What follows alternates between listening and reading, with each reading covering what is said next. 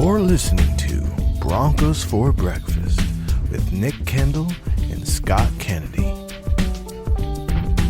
Head on over to milehighhuddle.com for all things Broncos. Good morning, Broncos country.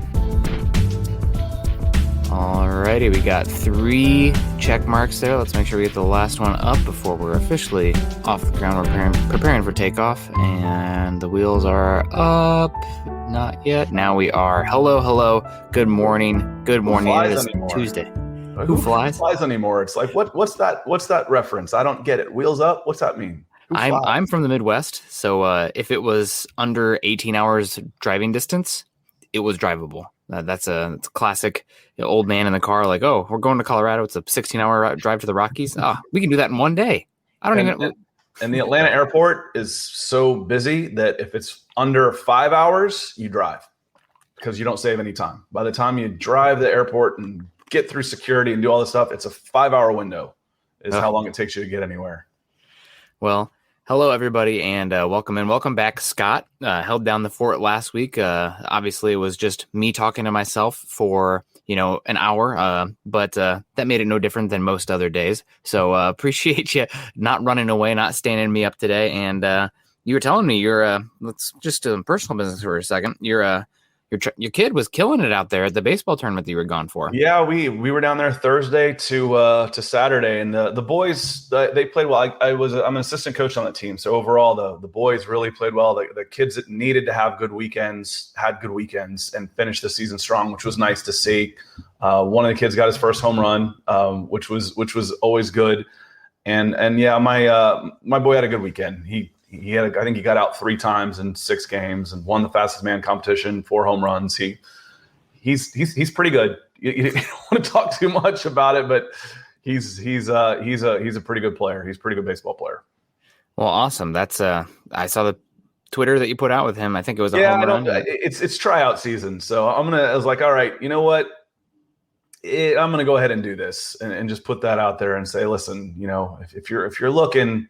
You might want to look at this kid because he's going into 7th grade. It's starting to think about, we got around here, baseball's big. We're in East Cobb. Most people who follow any kind of youth baseball have heard of East Cobb, which is, right around here, North Metro. So, a lot of kids around here are committed as freshmen in high school. They're already getting their college scholarship offers and stuff. I'm like, he's going into 7th grade. It's time to use the big account to gas him up a little bit. The platform, right? We got to get Chad on the Mile High Huddle one. Well, you guys go follow Scott on Twitter. How about while you guys are here, check out how his kid has been killing on the base paths and at the plate. We did it a long way in Colorado. I promise you that. that's for sure. Is the All-Star games at Colorado this year? I think too, right? That's a sore subject in these parts. Oh, excuse me. You are correct. Well, anyway, Scott Kennedy. Follow him on Twitter at Scout Kennedy, and you can follow myself on Twitter at Nick Kendell MHH. Also, guys, make sure you're checking out the Twitter accounts for our mothership at Mile High Huddle and also at Huddle Up Pod. Station identification. Obviously, this is Broncos for Breakfast. We're coming at you live every Tuesday and Thursday at 8 o'clock Mountain Time. We might pump it to 7:30 at some point just because things can get a little busier for me working on the Pacific time. Might need to get out of here, but today is not that day, so thank you for joining us today on here.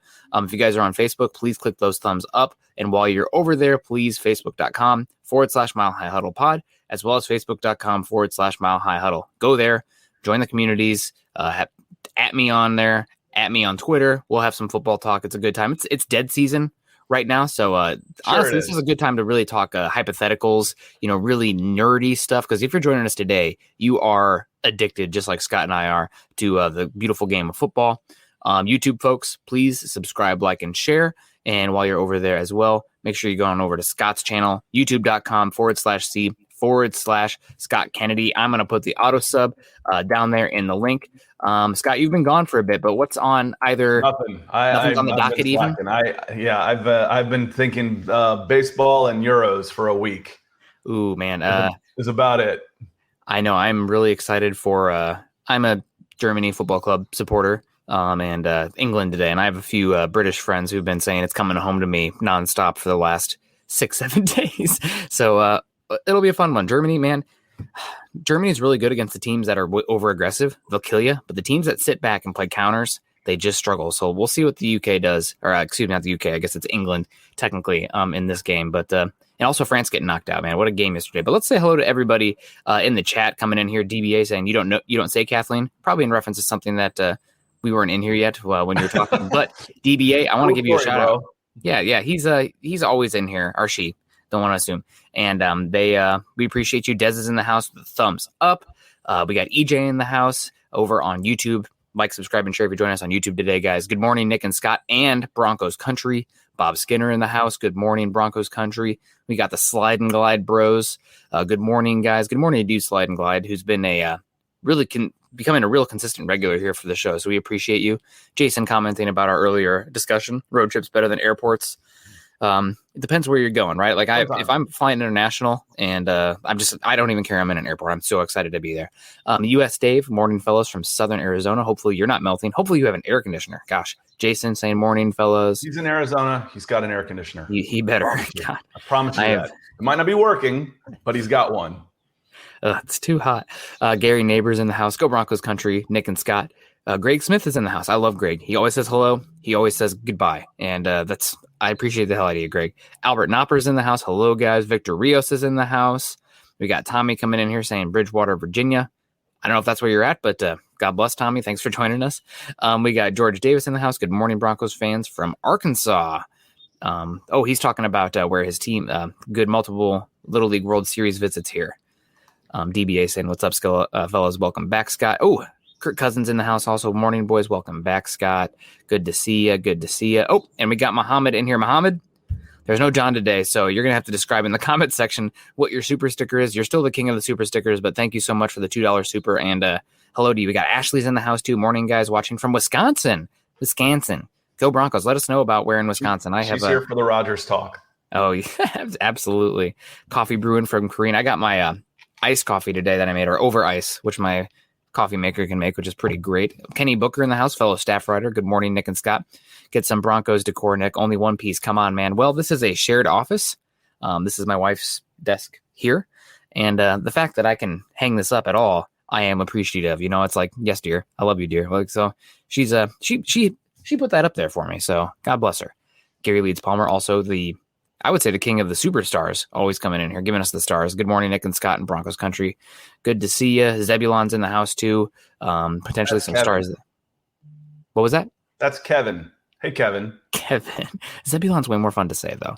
You got to admit. Bron and Scott in the house. Stay cool, Nick. High temps there. It's starting to cool off. Nick, you're my favorite streamer coming from Taylor. Well, find some better streamers, Tape Knobs. Thank you. That's really nice, man. I really do appreciate that. You don't get out much, huh? Is this your first stream? No, Greg Smith. I appreciate you guys, Nick.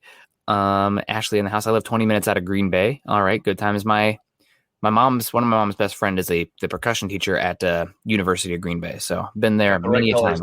So that was she's wearing the orange. So I think we got a Bronco here and not a Packers person. That's Broncos orange if I've ever seen it.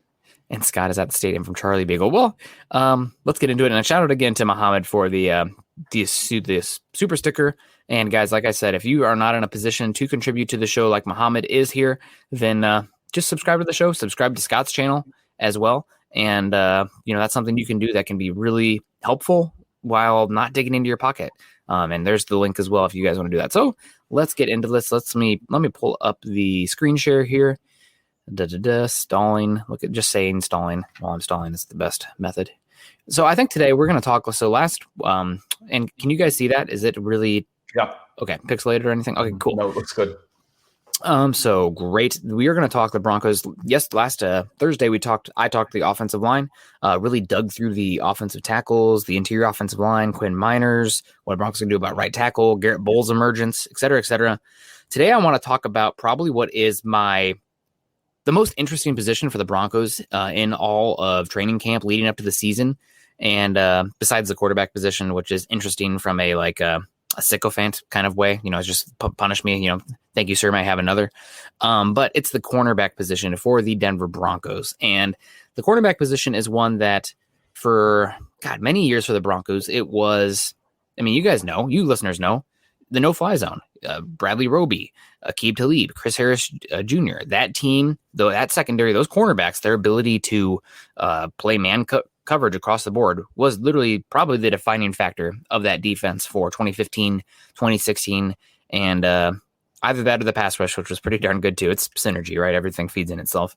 Was incredible. But over the last few seasons, the Broncos cornerback room has fallen off a cliff. I mean, there's no other way to put it. Last year, the Broncos were starting a late third round rookie, Michael Ojemudia, Bryce Callahan, who has never had a healthy season in his career despite playing excellent last year, and AJ Boye, who, I mean, when he was traded for, what did they give up? A 5th round pick, I think. Everyone's like, oh yeah, he's still might have some good football in him, but he's been injured recently and he's 31 now. That cliff could be coming on. The cliff could be approaching where he falls off. Turns out that's the case. The Broncos are playing literally their 7th and 8th string corners by the end of the season, and that wasn't good enough. So the Broncos go out and attack it, and man, what a fun position to look at this season. Before we dive into this team itself, though, Scott, I want you to talk to me about cornerback position in general. I know that you are somebody, maybe you'll get a little bit of envy with this discussion today, given the position of the Falcons cornerback room right now. AJ Terrell, great pick. Thank God you guys sniped him from the Raiders, because the Raiders panicked and then took Damon Arnett, who looks like a bust. But the cornerback position, how valuable is it? What's the trend right now? We always talk about, like, big quarterbacks playing baseball instead of football, the guys with those kind of arms. What's going on with the cornerback position in today's NFL? Just in general. Because the passing game has become so much more of a focus over the last 10 years. Like, every rule change that's happened in the last 10 years has been to protect the quarterback, protect the receivers, all this type of thing that you have to have. You can't have enough cornerbacks. You just can't. There used to be sayings about you can't have enough, whatever position, but now it's defensive backs. You can't have enough of them. You'll have 6 of them on the field, a lot, maybe 7. I mean, what comes after dime? We can't call that the quarter package, can we? We go nickel, dime, and then what? 15-cent package to get 7 corners on the field, or defensive backs on the field.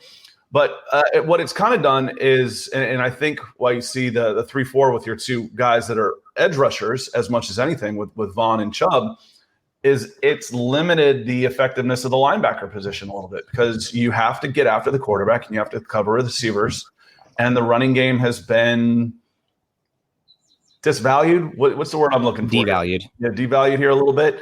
And I don't necessarily agree with that as much, because, if you can run the ball, it sets everything else up. It sets up play action. It sets up 3rd and shorts, 2nd and shorts, free plays, first downs, clock control, all that kind of stuff. It's one of the reasons why I think here in Atlanta, we're interested in seeing what Arthur Smith can do with that offense that he had at Tennessee. Now, he doesn't have Derrick Henry or that same offensive line, but having multiple corners. So when we were talking about Patrick Surtain, and the questions coming in is, can he win a job, or, will he win the number 1 position? I'm like, listen, I don't know what position he's going to play, and I don't think they do either right now. He's going to play. He's going to be on the field a lot.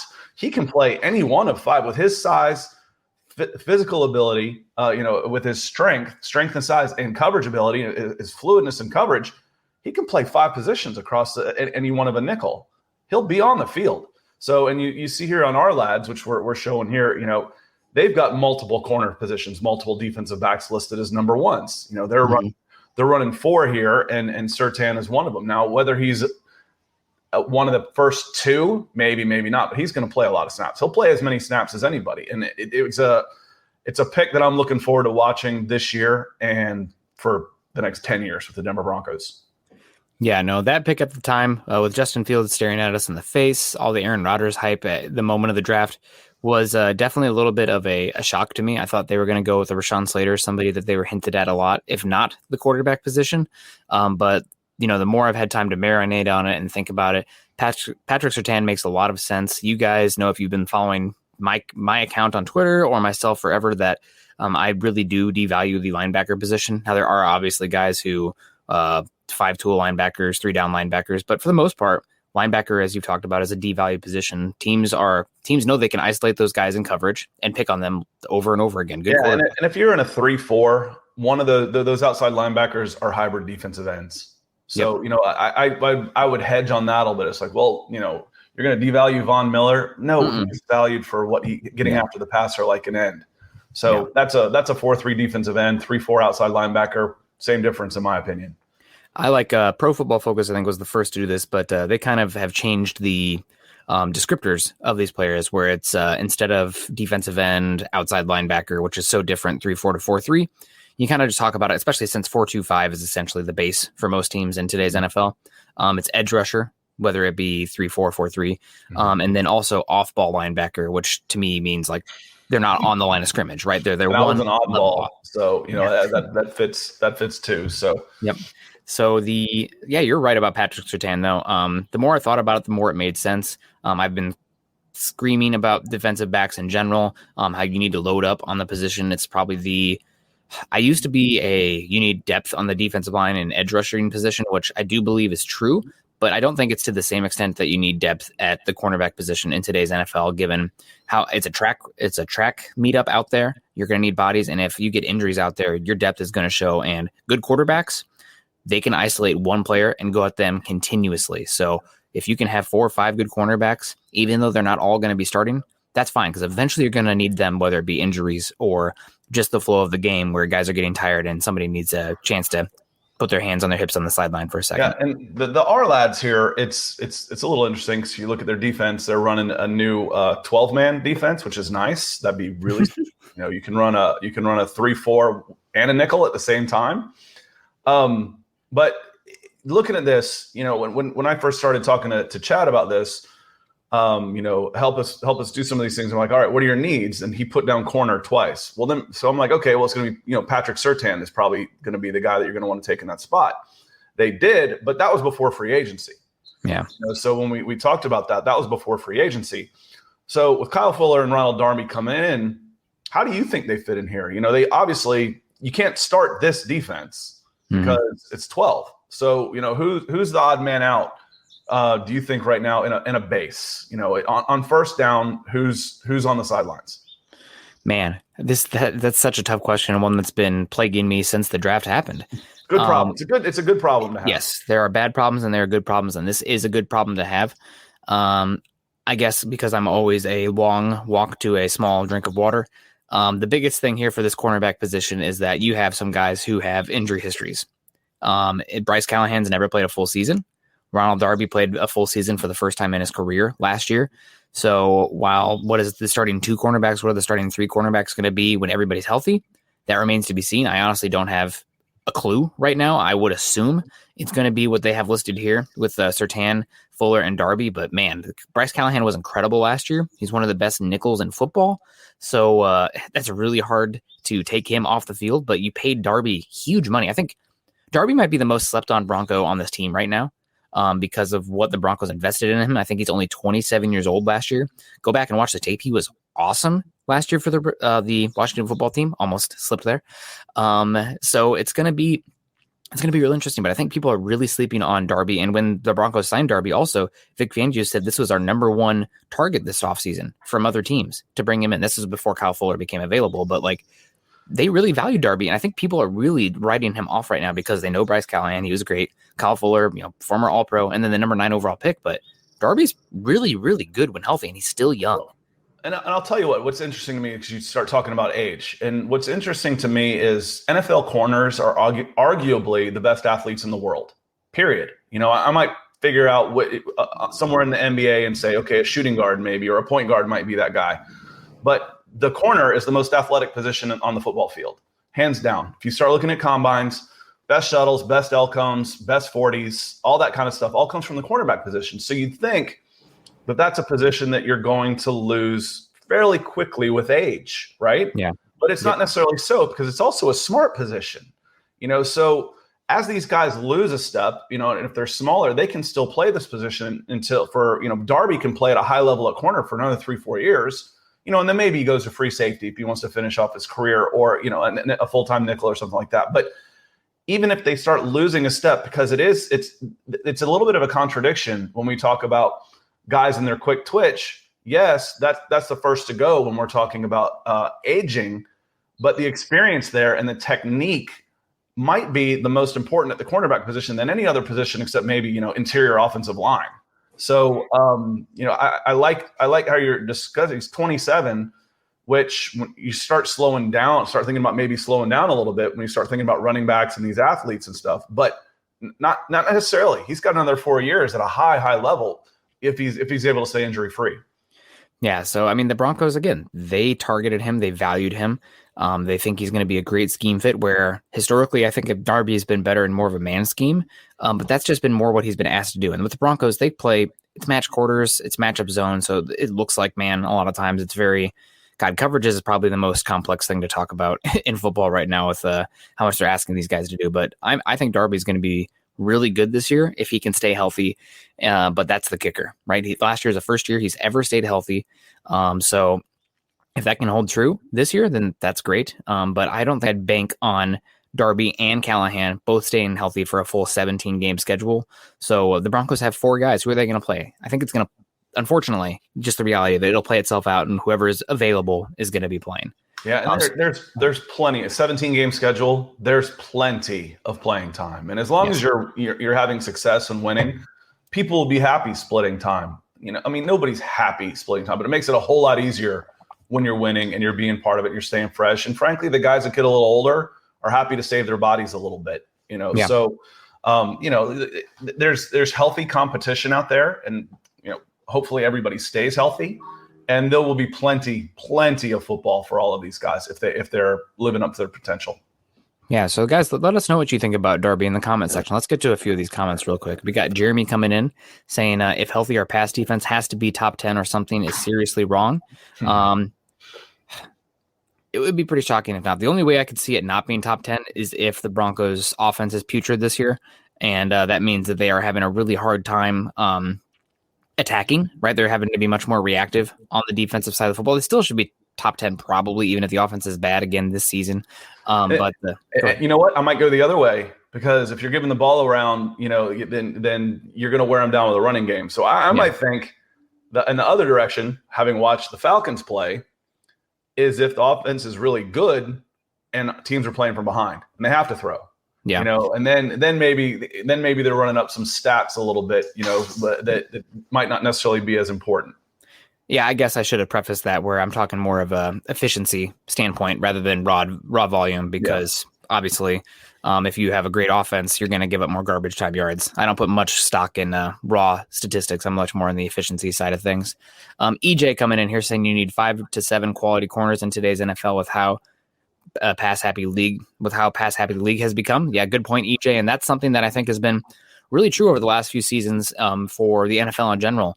Defense year to year, because it relies on 14 to 15 good players all being healthy, all being on the team at the same time, it's really volatile. It's impossible. I'm literally going to say it's impossible to stack incredible top 3 defenses year after year after year. But the teams that have been the closest to doing that have been the teams that have great depth in the secondary. So the Minnesota Vikings attacking the secondary a lot, have had a top 10 defense almost every single year. The wheels fell off last year for the defensive tackle position for them, but really good defense year after year. And the number one that comes to mind is the Baltimore Ravens, who have invested so heavily at safety, cornerback, and actually kind of devalued the edge rusher position, which I think is interesting. They draft them, they develop them, they let them go for comp picks. That's been the Ravens' motto for that edge rushing position. But the cornerback, they invest heavily, and they've probably been the most stable great defense year to year over the last 5-6 years. So kind of beating the trend there. So good point, EJ.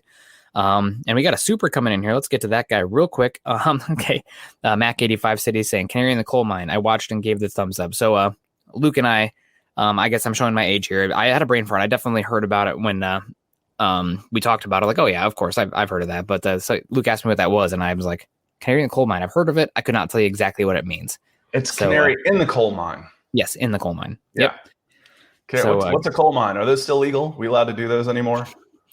There's a bunch of mines in we're not allowed to talk about them, I think, is how it works. You got to be careful in the mines out here in Washington. There's a bunch you'll stumble upon in the mountains, and some of them, they have like poison gas that you'll just drop dead, and some of them have big drops and very unstable, but you'll happen upon them, so got to be careful. Stay out of mines, kids. Don't let your kids play in mines. Yeah, we got Tommy. Scary. Not all of them come out and turn into Batman. Tommy Simmers coming in here saying we have to have a pass rush to maximize the draft picks and contracts in the secondary. Corners don't get picks, rushers do, unless it's Bailey or Revis. And I mean, it's true for both, right? Like, if your cornerbacks can hold an extra half second, your pass rusher is going to get home more often.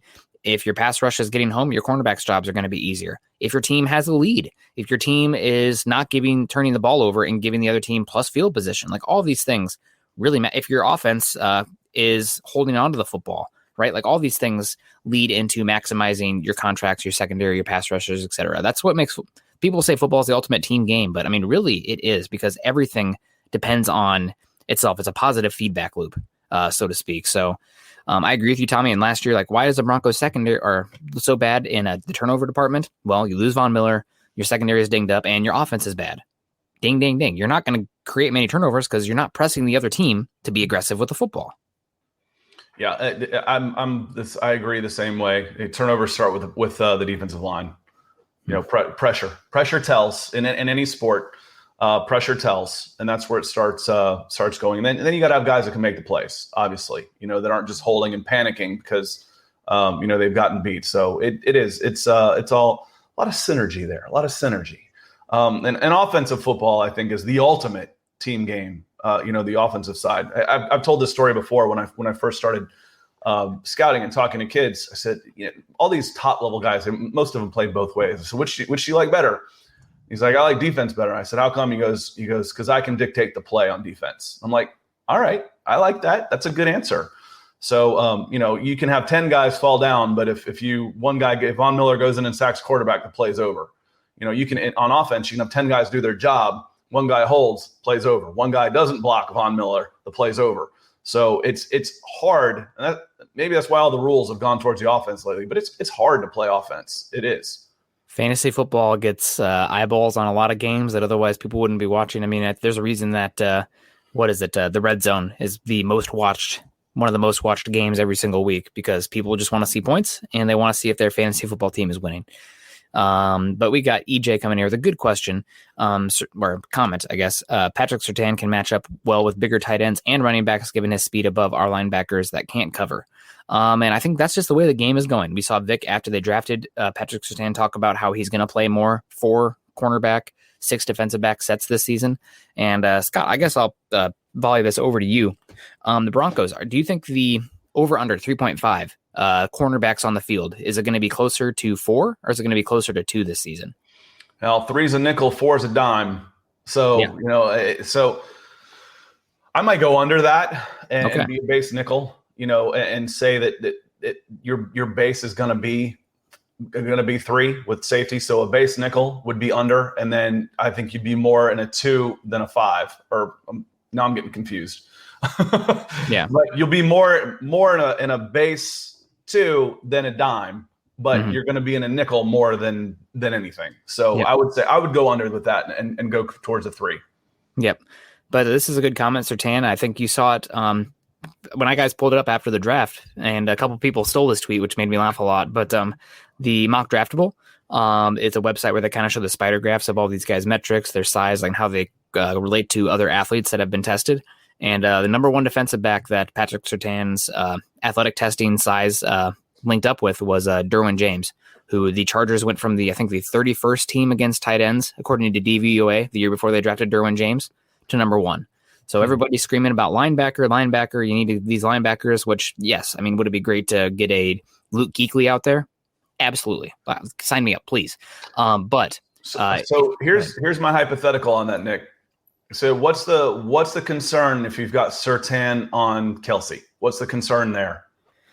I guess the concern is that the Chiefs or whoever will line up or audible to a run play at the line of scrimmage, and then you're going to give up 4 or 5 yards on a run play. Yep. But good answer. So your concern is that he's going to get overpowered in the rush. Yes. So the concern of a linebacker on Kelsey is you won't be able to cover him. So what are you more comfortable with? Surtain standing up Kelsey at the line of scrimmage, or a linebacker dropping into coverage with Kelsey? I know my answer on that. I know where I'd go with that one. Absolutely. You know? And this is a core tenet of Vic Fangio recently as well, where he's I would absolutely say he can stand up Kelsey and let other guys swarm around rather than having a 260-pound linebacker in coverage against Kelsey. I know where I'd go. Yep. Absolutely. Vic Fangio really baits teams into running the football. He uses his safeties to come downhill and gap fill like he would, many teams would. the linebacking position. And they do a lot of funneling as well for the linebacking position. So people want the Broncos to invest heavily in linebacker, but Vic Fangio does not ask a lot of these guys. He puts them in position to succeed pretty well with what they do. Talking to Cody Alexander a lot on Twitter about that recently. You guys should go check him out. He's written multiple books on defensive schemes and coverages. He's pretty darn good at Coach A, I believe.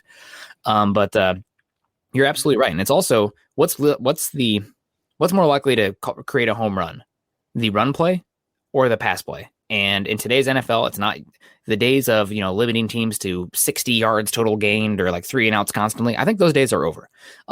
If you can limit the big plays and make a team have to march the ball down the field 10, 12 plays without making a mistake, without making a penalty, and it's even harder to score touchdowns once you're in the red zone compared to the 40-yard line, the 50-yard line because of the space.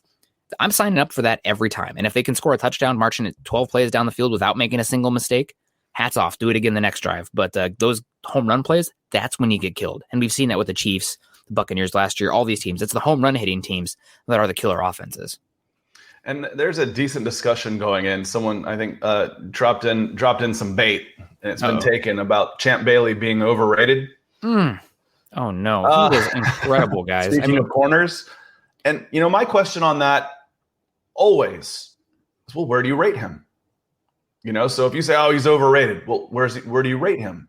If you say he's the best cornerback of all time, maybe a little overrated there, maybe not. But if you're saying a top 5 guy, top 5 of the modern era at corner, no, I don't think that's overrated. But anyway, so I'm interested. I am watching these. I don't respond to all of them, and I appreciate the welcome back from so many of you. So thank you very much. I want to get to this real quick from Zebulon, just because you had a lot of you were very high on Surtain coming into this. Who's your pro comparison? Some people say Richard Sherman. I think Surtain is a better athlete than Sherman. I think he's more scheme versatile. We haven't seen Sherman do much outside of the cover 3 scheme, which he's dominant at. But it's kind of like he's a knuckleball pitcher, right? He's got his niche. But Surtain is more rounded, I would say. No, and I once you have one of those that stick in your mind, you stay with it. And it's hard to flush those guys out of there. So when I think physical corners, which Patrick Surtain is, the first guy that always comes to mind for me is Rod Woodson. So if you get Rod Woodson light, speaking of one of the greatest of all time, then you're gonna be pretty happy. So the ceiling on this guy, best case scenario, is you're talking to Rod Woodson. Would I say, oh, he's the next Rod Woodson? No, that's I wouldn't put that on anybody.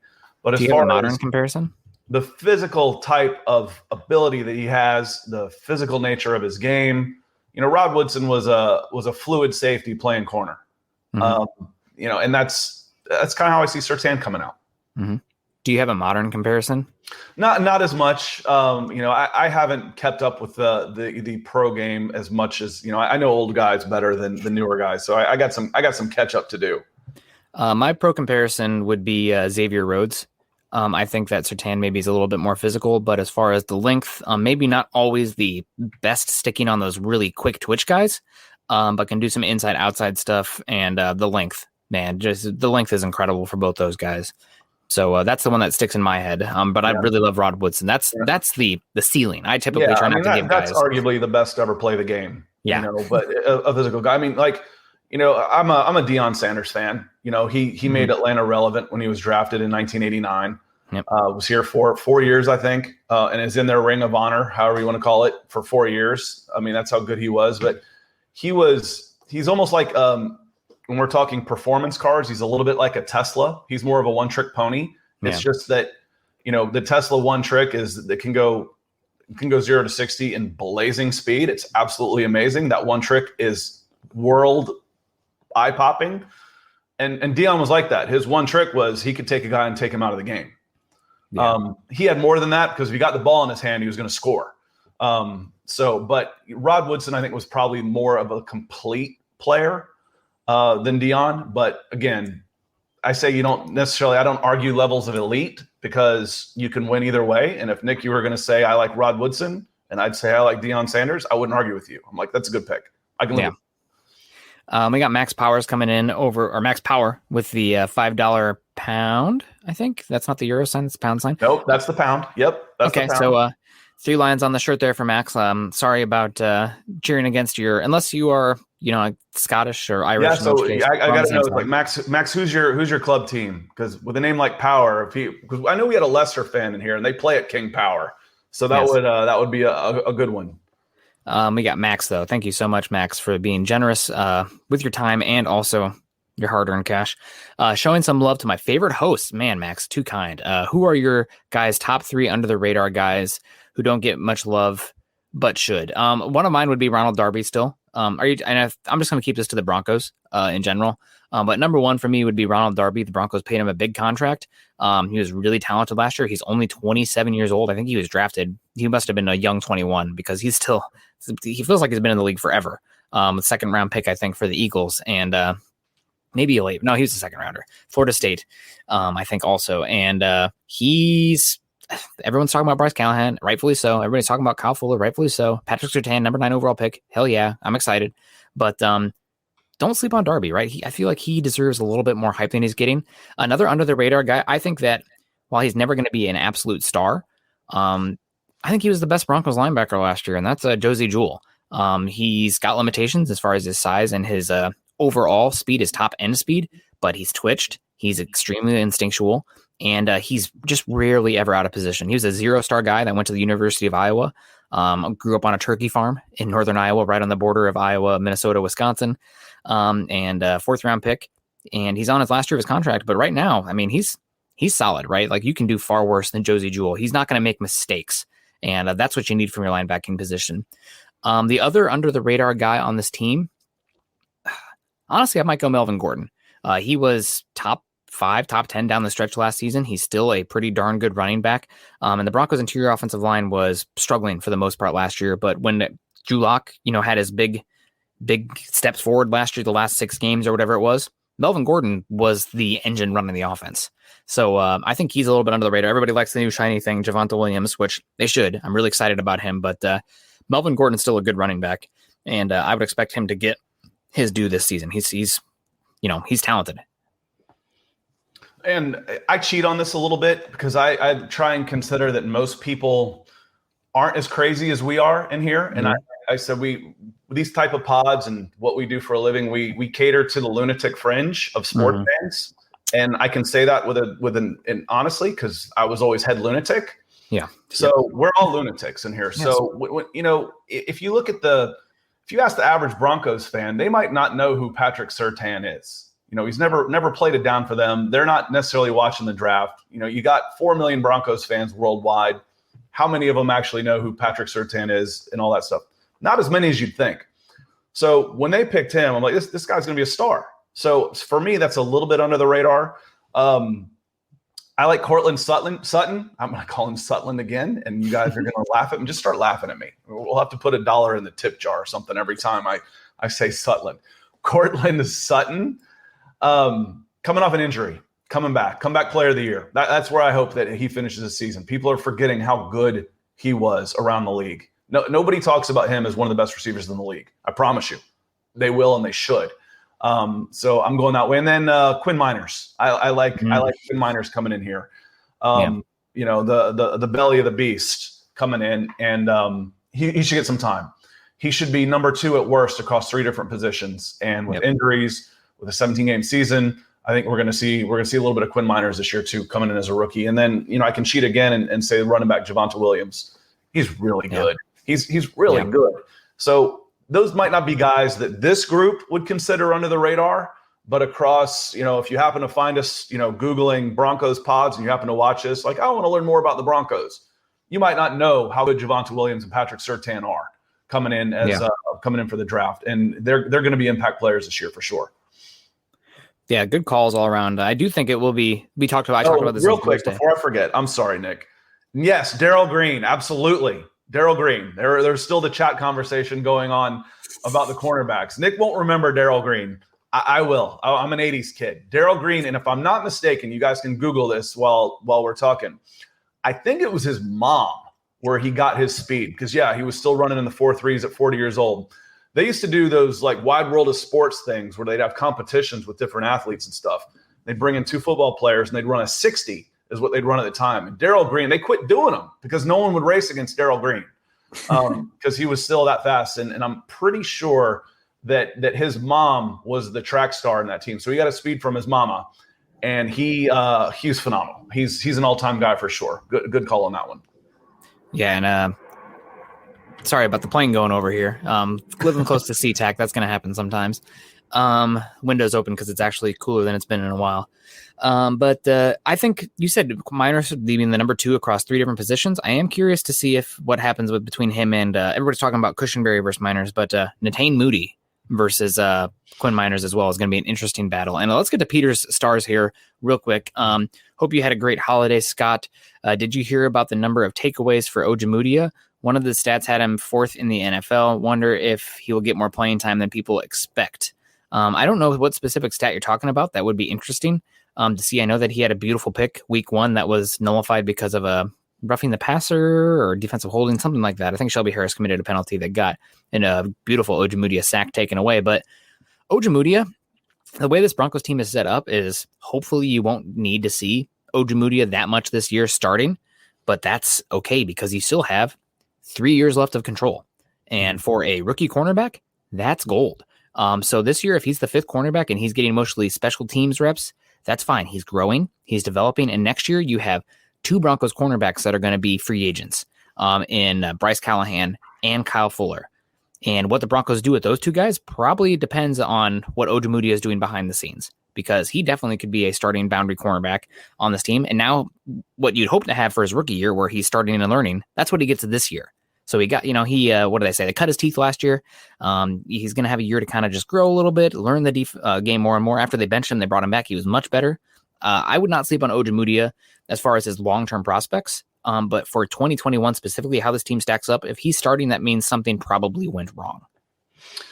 Or he just stepped up. Or he's amazing. Yeah, probably. One of the things we talk about with, first round draft picks, or, y'all hear me talk about recruiting and stars again. If you sign 24 and 5-star guys and 3 3-star guys, you're going to have a good class. Those 3-star guys might end up outplaying those other ones, but it means that you, on the whole, those guys are beating out 4 and 5-star guys. It means we miss those 3-star guys. So you've got these big names. They're proven. They're good. We know that we're going to get. And if they're healthy and this kid outplays them, so be it. It doesn't mean the others are necessarily a bust. It means he raised his level beyond expectations. That's a good thing. And that's what comes with the competition that we've been talking about at this position. It's stacked. So it doesn't necessarily matter who has the position, because it's going to be locked down. There's so many good players there that whoever wins these jobs, it's going to be a plus position for the Denver Broncos. And that's a really, really good position to be in. No pun intended. Going back to Darrell Green and Herschel Walker, I saw that one on there. Herschel's he's a legend, arguably the best college football player of all time. Herschel was about 240 pounds. He outweighed 3 of his offensive linemen on that 1980 national championship team. We want to talk about freak of all freaks. But when Herschel ran, Herschel was the fastest to 20 yards. So I don't know if you can see my hands. When he ran and he'd run against some of these guys like Darrell Green, it kind of looked like this in a 60. Poof! And then he'd get caught. So, but he was an indoor 60 meters champion, Herschel was. But across top speed, Darrell Green was faster than he was. But Herschel Walker was the freak of all freaks in nature. You won't see another guy like him again unless you got Shaq out there running a 4.2, because you're talking about a guy that outweighed 3 of his offensive linemen in college on a national championship team. It's not going to happen again. Jason Owe. No, I'm just kidding. Freak of freaks. We got Broncos 17-0 with the super sticker. I'm going to have to imagine what it is. And it's Drew Lock / Teddy Bridgewater holding up a Lombardi trophy after this season. So thank you very much for that beautiful super sticker. I'm imagining in my mind Broncos 17-0. And the $20 super, man, you are. Yeah, and let us know. You get to put in requests. We appreciate the support, but I feel guilty if we're not calling out your specific questions. So let us know anything that you want us to touch on. Yeah, no, absolutely. We got Vinny J coming in here too. Good morning, gentlemen. Season's getting close. This is, some people are like, oh, this is a boring time of year. We can really get off the rails and have a fun time discussing what all is going to happen here, and just it's much more loose flow, which really leads itself into the live stream podcast format. So that's a lot of fun. Peter coming back in here saying, I remember the many pre-draft worries about Surtain not being a good fit for the Broncos from several MHH staff. Have they gone now? For me, it was more so playing the off-ball boundary position for Surtain, because when you saw him go up against quick twitch receivers on the boundary, he got beat. I mean, it is what it is, right? And I preferred Caleb Farley's twitch. I think if you were playing one-on-one on an island in like the 20-yard line, and you're saying, okay, that guy has to stop the wide receiver from scoring a touchdown, I would, and without like safety help as well and everything, I would probably take Caleb Farley, because I think he is the better pure athlete. He is a little bit older, but like for real, if like the Titans might have gotten the best cornerback in this draft, but the back issues, they're really concerning. They're also the same back issues that Tiger Woods had, which we saw how debilitating that has been for him. It just, you never know what's going to need another surgery, et cetera, et cetera. So one-on-one on an island for the Broncos, what they were running schematically last year as a boundary cornerback, I preferred Farley, but for Surtain, I think he is more versatile. I think he is probably a better fit for the holistic effect of the defense, because he is such a good tackler and intelligent. And Vic Fangio, we know from his history, is he is not this is my scheme, we have to do this year after year kind of guy. He matches his scheme to what his players do best. And Surtain, if that means that the Broncos have to play more press on the boundary, Vic will do that. If that means that they're going to play Surtain over the slot as kind of a star position, kind of that heavier safety cornerback hybrid, Vic will do that. And Surtain's also 2 years younger. He's extremely intelligent. He's a great tackler. So as far as a pure boundary cornerback for off coverage, Caleb Farley, I preferred. But light came on after the Broncos drafted him. This team needs help in the middle of the field. They need help stopping tight ends. That all points to Surtain. And for me, when you've got a top 10 pick, I don't necessarily want to draft for scheme. Yeah. Because scheme, not only, as Nick is saying, schemes are going to change internally. You're going to run different defensive based on personnel. But the other part of that is coordinators change. Head coaches change all the time.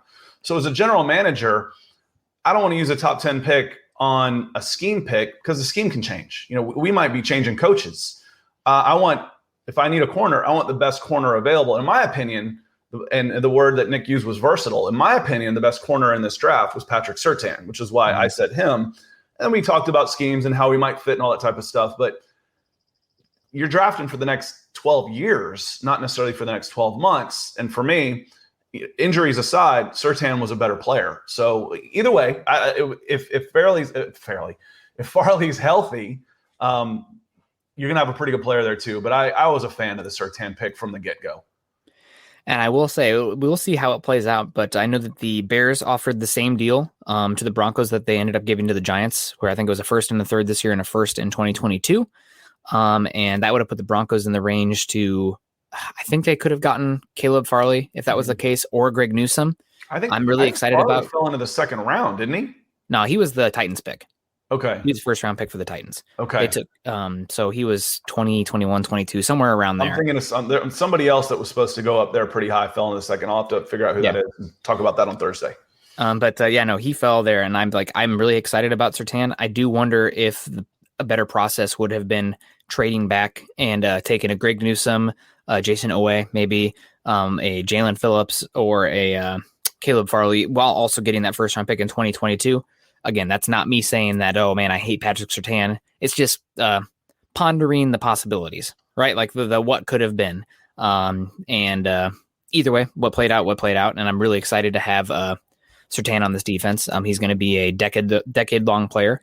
I think it's also going to be awesome to see Broncos fans wearing that number 2 Patrick Surtain jersey now that the NFL has changed those number rules.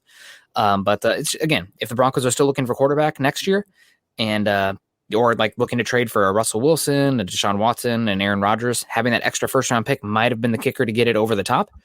It's really hard to be upset about having a great player. It's kind of like the same viewpoint as Bradley Chubb and Josh Allen. Like, would the Broncos be in a better position if they had taken Josh Allen 5th overall instead of Bradley Chubb? No dip, right? Like he's one of the most talented ascending players in football right now.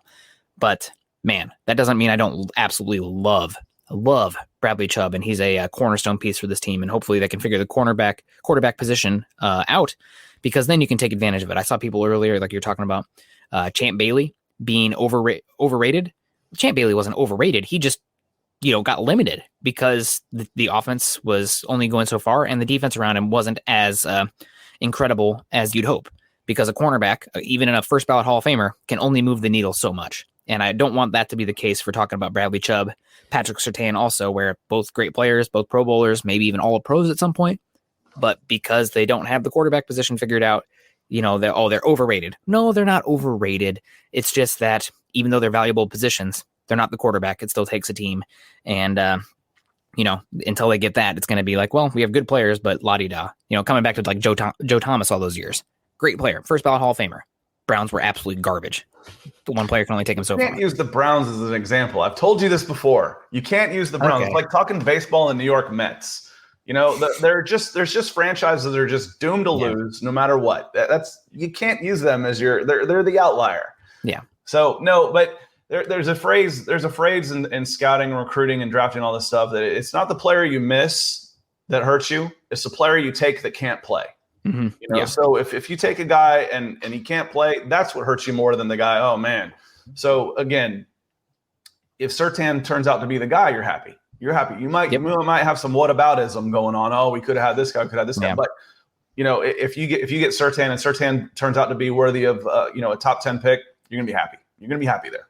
Yeah, if you hit doubles every time, you're gonna end up in the Hall of Fame. And Patrick Surtain, that maybe wasn't swinging for a home run, but gosh darn, that was as close to hitting a guaranteed double as you can get. And in the top 10, where the Broncos are picking, given the value position as well, it's not like they were drafting an interior offensive lineman or a running back or a safety or a linebacker. Like, hell yeah. Like, sign me up. Shane Daniels coming in here, the $10 super over on YouTube. YouTube listeners, like, subscribe, and share. I believe Patrick Surtain II is going to be used like Talib was used in the AFC Championship game against the Patriots. Talib took Gronk out of the play in the red zone. I mean, I think you're going to see Surtain matched up against the tight ends a lot, especially when the tight ends are detached from the line of scrimmage. They're going to lay him out there, maybe overhang position, also something that Vic Fangio hasn't done that much historically. But again, Vic Fangio, he is an innovator of defense, so we will see what he does with Surtain and that defense. Well, and I think when we're talking about the cornerback room, you've got some veterans in there. Let them play assignment football, right? The guys that, aren't going to get lost out there, make sure that they're doing their jobs, make sure they're playing their assignment football. And then maybe Surtain freelances a little bit, using the same example on defense.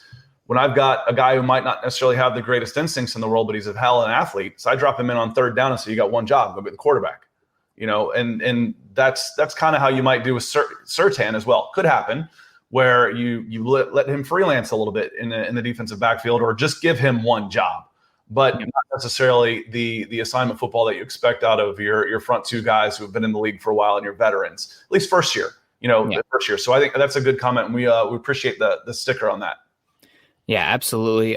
Good question here from Darab coming here. Gronk got double teamed, didn't he? I mean, that's kind of the case with a Gronk, like probably the best stretch of an offensive. Definitely a best stretch of a tight end we've ever seen. Not the duration of a Gates or a Tony Gonzalez, but like his peak years were incredible. I mean, also nobody was doing what he was doing at the tight end position either, which makes it even more rare. But Gronk double team. I'm thankful that they helped bring back the tight end position. Yes. It was crazy to me that got phased out for a while. I'm like, big and fast. What's wrong with big and fast? When did that go out of style? With these Smurf wide receivers, the greatest show on turf. Like I've said a zillion times as the old guy, I grew up with the I formation dynasties of the Cowboys and 49ers.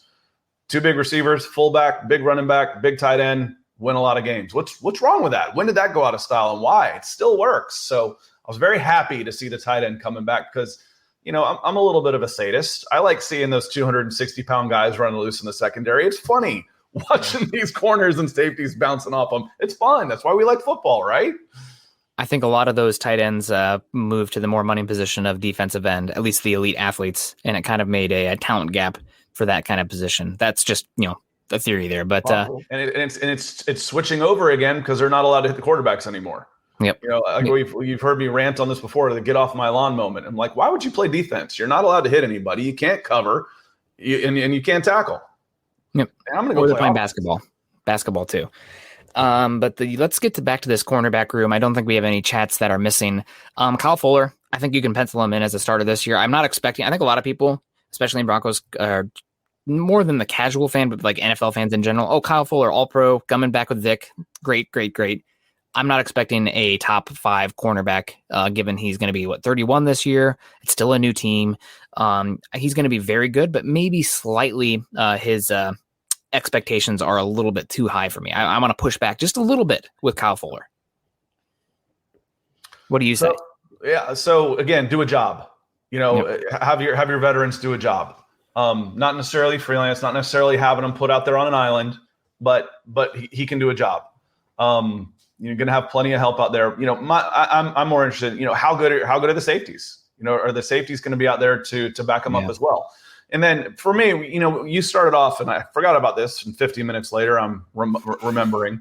The most interesting position, maybe for who's going to win it, and blah blah blah, is the cornerback position. But for me, the most interesting position on this team is like, what do I want to watch? What am I looking forward to? I'm looking forward to seeing Bradley Chubb and Von Miller. Yes. That's what I'm looking forward to. Mm-hmm.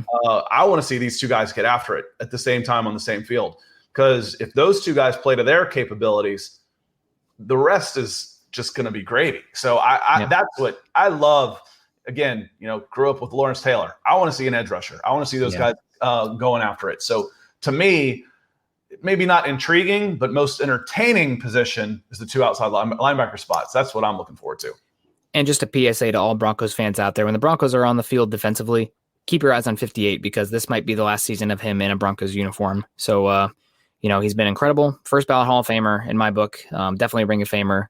Have a lot to be thankful for Vaughn. But, time is unstoppable and age is something that's, you can't stop it.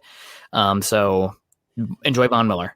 Watch 58 because, man, he's had a heck of a run. It's not over yet, but, man, I love him. Oh, my gosh. Speaking of love, Pobby coming in here with the $50 super, just always so generous. Great show as always with the orange heart and the blue heart. Pobby, thank you so much. That means a lot to us. You're always coming in and being so supportive. I'm back and I'm feeling the love from everybody. It's great. I'm so happy to be back. I'm glad y'all are. Oh man, that guy's back. Yeah, dead season. I enjoyed it so much more when he was gone. And some of you might have, to be fair. You can't please everybody. I didn't. I didn't have time to drink my coffee. Pobby, thank you. Thank you so much. Yeah, man, that is so helpful. Pobby being Pobby, as Peter says. Dang Pobby from Jeremy. Very helpful. And also, then we got to Tommy saying, "Shut up, Nick," talking about the end of Von Miller. It's just, I'm sorry, guys. I like to prep reality. I said the same thing a year ago too. So who knows what happens? We got to get moving here real quick. And again, another shout out, Pobby. Thank you so much. Oh my gosh. The cornerback position here. I'm going to scroll over just a little bit to kind of hopefully get some extra views here because we talked about mainly starters, but let's get to the second string here. You got Duke Dawson. I would say probably gone. Broncos traded a 7th round pick. I scouted him going to Florida. He's not that old. I think that's the same Duke Dawson, right? Yes. The names start blending together. But I remember when he was going to Florida out of high school. I'm like, he's got to be 33, 34. No, I don't think he's that old. Okay. I think he's still on his rookie contract even. No, it's somebody else then. That can't be the same guy. I'm thinking of somebody else because this was an Urban Meyer defensive back. He might have been so he was drafted in 2018. So this would be the last year of his rookie contract. Okay. But same Duke Dawson. I'm glad it's all running together. It's a bad word getting old. It beats the alternative though. Yeah, for sure. So Duke Dawson, I would say probably gone. Safety, cornerback, hybrid. He's been a okay body there, but not a difference maker. There's a reason the Broncos attacked the cornerback position the way they did. We'll see Dawson, compete in camp. Maybe something happens, but probably a guy who's going to be looking for work elsewhere. Probably the same can be said for Nate Hairston over here and Parnell Motley. We saw flashes of both those guys last year. I know for sure we saw Motley. I think we saw Nate Hairston too. Not great. Again, Broncos really attacked the cornerback position. The ones I'm interested in are on the bottom here with Bryce Callahan, Michael Ojemudia, Vincent Carey Jr., and Asang Bassi. Bassi, I think, is going to be ending up getting a redshirt season, being placed on the IR. I think he tore his ACL close to the end of last season. So he maybe could be back by the end of the year this year or midseason this year. But you have so many bodies at cornerback, why not just stash him on the IR for a year, get him fully healthy? That's what I think should happen and will happen. Bassi, solid player, good tackler. man, the crossing routes, he just does not have the juice to keep up with that. So I'm not sure if he's going to keep up with a guy who I think actually, I'm very curious to see if he makes the team. Kerry Vincent Jr., really talented. Many players on the team have said that he's probably the fastest guy on the team, which you need for those slots in today's NFL, given the amount of slot fades and crossing routes you're going to see. But is he going to make the roster? Or is he going to be a practice squad guy? 7th round pick, but also teams are looking for cornerback. So that's one that's going to be interesting. We talked about Ojemudia already. Bryce Callahan, great player. Is he going to be a starter? Do the Broncos, could they possibly find a trade partner for him? I don't know. I feel like you're not, because of his contract, his age, his injury history, even though you could clear $6 million moving on from him, he's probably more valuable on this team, even as the 4th string cornerback right now, than trading him. And then look at the safeties. You got a couple of rookies back as safeties there. So how well can they fit in and how quickly can they get up to speed? Because, we start looking at the depth here and what could an injury do to this team? That might be the place that scares you the most. Mm-hmm. If there's an injury to one of the safeties, then you're like, how do we move things around? Maybe we put one of the corners over there. Maybe we play the defense. But if you're looking for maybe an Achilles heel to this team, there's not a ton of depth at the safety position right now. However, these two guys are pretty talented, so hopefully they can get up to speed a little bit. But that might be the one thing that scares you a little bit is the backup position at safety. It's okay. The Broncos are just going to draft Kyle Hamilton next year in the draft. I don't know how far ahead you are in your draft stuff right now. I've got there's a guy that you listen to sources and everybody's always telling you about players, and then if they're right you remember them. So Jeff Sentinel, I believe, I can't remember his name real quick. He does Georgia for Dog Nation AGC. I did some work with them, and he knew my background and seen a lot of guys, and he said check this guy out. And he's at Marist. Marist High School is 20 minutes from here. I know 20 minutes from everywhere. 20 minutes from here, and I was like, he was a 3-star guy, barely off the scene. I was like, that's 5 stars right there. That's 5 stars. I was like, I don't care where he's ranked now. I'll tell you where he's going to finish. He's going to finish with 5 stars next to his name, and he did. He was something else. I haven't watched him since, but I watched him at Marist. I'm like, and he was big time. And you're talking about Kyle Hamilton? Yeah. Oh my God, man, he is special. I know the Broncos will need edge rusher next year. They'll need a right tackle, maybe quarterback as well. Yeah, if they're drafting high, but Kyle Hamilton, if you put him with Justin Simmons, he's like I don't know how much you're into Pokemon or something like that, but not at all. But if Justin Simmons, let's say he's War Turtle, especially as a prospect, that far along, that would make Kyle Hamilton Blastoise. Because he's bigger, faster, stronger. And Justin Simmons might be the best safety in the league, but that's how good of a safety prospect Kyle Hamilton is. Totally different type than like a Jamal Adams or a Derwin James. But he's special, fun player. I can always count on Jeremy to get my movie references. Always. Well, in this place of geographical oddity, 2 days from everywhere. 2 weeks from everywhere. That was a reference to "Oh Brother, Where Art Thou?" Oh, what a great movie. Jeremy picked up on it, and I've discussed. That's kind of where I live. I'm 20 minutes from everywhere. So he's bona fide. Thank you, Jeremy. He's a suitor. No, okay. Well, guys, that's probably gonna have to get us out of here. We went an hour over. Thank you, guys. First off, before we even move any further, we got to give a shout out to everybody who contributed to today's shows monetarily. Mohammed Badri came with the super sticker, king of the super stickers. We appreciate you. Mac85 City, thank you so much. Peter Middleton with the very generous superstars. We saw you there, buddy. Thank you for pointing it back out, though, so we can get back around to it with a good question. Max Power, I don't think he let us know who his club team was, but either way, let's go Deutschland. Sorry, Max, had to get that in there. Broncos 17-0 with the super sticker as well. We appreciate you. Shane Daniels coming in, and Pobby with the very, very, very, very generous super chat as well.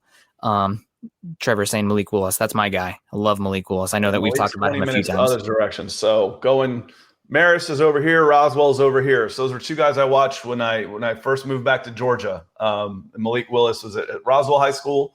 Went to Auburn. We've talked about him a little bit before, saying that again. Gary Leeds Palmer. Gary, that's who we forgot. Nick was Peter. Appreciate you pointing that out. But Malik was a Virginia Tech commitment, and they were going to take him as a defensive back. I'm like, no, you're not. No way. and Auburn offered him as a quarterback. He went there, didn't stay there, but he's showing he was a quarterback all the way. Oh man, if he's really inconsistent with his accuracy, he kind of reminds me of a junior season Lamar Jackson, or maybe sophomore season. So like the year before Lamar Jackson came out. He wanted it as a sophomore. I'm pretty sure he wanted it as a sophomore. And then it's almost like Lamar Jackson, like, oh yeah, Lamar Jackson, let's try and find somebody else, because his next year was just about as good as his Heisman year. He was a video game. Lamar Jackson was a video game at Louisville. I think that's Malik Willis as well, but I think Malik Willis has a even stronger arm, like natural arm talent. I think he's got more of a whip on him. So man, if he gets it all together, he could be the first overall pick. He's got the tools. But thanks guys so much for coming in and joining us today. That's probably going to have to do it for us on today's show, because we got things to do. I got a meeting that I got to fly off to, but we love y'all. That's been Broncos for Breakfast. We'll see you again next Thursday at 8:00 Mountain Time. You guys can find us on Twitter, Scott at Scout Kennedy. Go follow him. You can follow me at Nick Kendell MHH. We'll be on Twitter. A little bit too addicted to our phones these days. At least I can speak for myself. That's why I go hiking, right? It's my chance to unplug without even having a choice. While you guys are over on Twitter, please follow us at Mile High Huddle and at Huddle Up Pod. If you're joining us on Facebook, please click those thumbs up. I can see right now we have, over on Facebook, we got 22. We can do better than that. We got a lot of eyeballs in here. So click those thumbs up if you're joining us on Facebook. While you're over there, follow us at facebook.com/Mile High Huddle Pod and facebook.com/Mile High Huddle. Become a supporter, join everybody. It's great. If you guys like the hat that I'm rocking today, huddleuppod.com to, shirts, coffee mugs, whatever. We need to get ourselves some building our Broncos for Breakfast coffee mugs. I've been pestering Chad about that. YouTube folks, first off, like, subscribe, and share. Help us. There you go, Chelsea Football Club. Still reigning champions, man. You got to enjoy that. I got that one at Stamford Bridge, made in China. So it feels authentic to me. It feels authentic to me. It tastes like victory. YouTube folks, thank you so much for joining us today. Please, youtube.com/C/Scott Kennedy. Let's get him up there. Also, I'm going to drop the link again in the chat for everybody joining us today. Click that. It'll take you to his page, and that can help us a lot. We got Greg Smith saying goodbye. Always hello, goodbye. Greg Smith. Trevor, coming a little late today, I think, but thank you so much for joining us. Facebook user saying great show, guys. Peter saying thanks as always. Jason saying Louisville. There you go for Lamar Jackson. And we got a Dapper Dan quote in here from I like Jeremy. The odor. Coffee cups for the win. Homemade. Anyway, I'll stop now. Sorry. That's totally. That's a great movie. I need to watch that again. My name is George Nelson, not Babyface. All right, guys, we got to go. We love y'all. Stay cool. And we will see you again on Thursday. Go Broncos.